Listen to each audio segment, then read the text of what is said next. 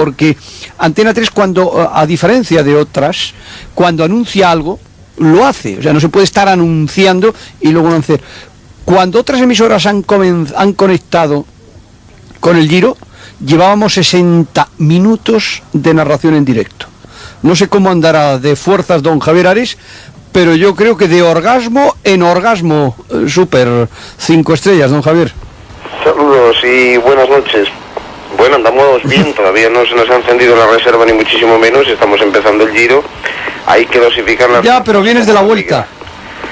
Bueno, pero uno está joven todavía. Ah, bueno, a diferencia de otros.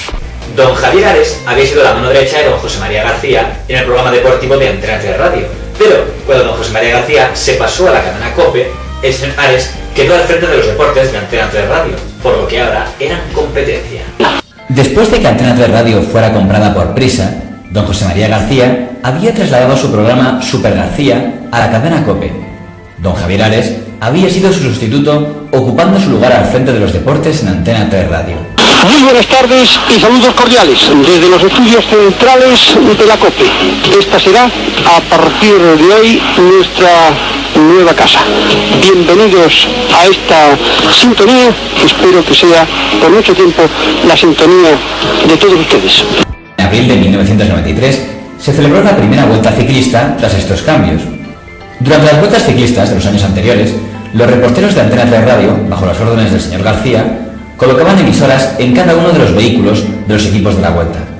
Al producirse ese año, don Javier Ares pretendió repetir la operación, pero se encontró con que los vehículos de cada equipo habían recibido órdenes claras. Solo podían colocar emisoras los reporteros de la cadena COPE. Solo podían tener ese privilegio los reporteros de don José María García. El poder monopolístico del señor García llegó al punto de que cuando el locutor de deportes de Radio Nacional, don Juan Manuel Gozalo, se acercó a entrevistar a don Manuel Manolo Sainz, este explicó que en la primera entrevista tenía que ser a don José María García. Desde la cadena SER, del grupo Prisa, el jefe de los deportes, don José Ramón de la Morena, preguntó en directo a cada uno de los equipos ciclistas, Amaya, Clas, Once y Kelme, si habían recibido un talón de $500,000 de pesetas para que solo hablaran con don José María García. Pero el más duro fue don Javier Ares, en Antena 3 Radio, también del grupo Prisa. Desde sus micrófonos, lanzó una durísima declaración contra el que no hacía mucho tiempo había sido su jefe, que fue reproducida al día siguiente por la prensa. Estamos hartos de un personaje indigno de esta profesión al que no perdonaremos ninguna de las zancadillas, de chantajes y de las extorsiones que está realizando. José María García, tus maniobras son propias de un periodista indigno, cínico y repugnante. Prefiero tener solo a 3 o 4 oyentes y que me entiendan, a tener 1 millón de oyentes y que la inmensa mayoría de ellos me aborrezcan. Yo así no podría dormir tranquilo.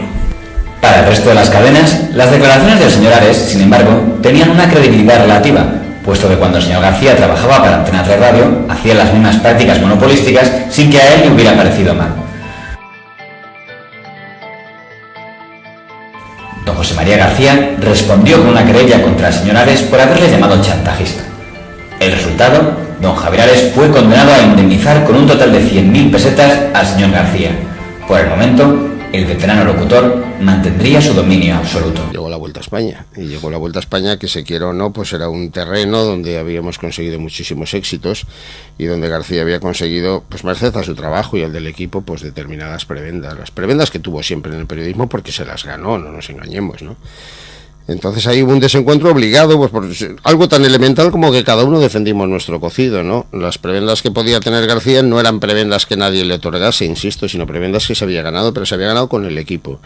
Entonces la gresca, por decirlo así, que desembocó en efecto en cruce de acusaciones y demás, era que, bueno, pues él metía unas unidades móviles especiales que hacíamos en Antena 3 en los coches de los directores de equipos y pues de ahí vino toda la historia. O sea, yo naturalmente quise reivindicar también para Antena 3 toda vez, primero que me consideraban el mismo derecho, segundo que creo que en el ciclismo era el equipo de deportes de Antena 3, además de García y con García por supuesto como referente, el que había conseguido todo aquel nivel, ¿no? Que luchó contra la dictadura de García.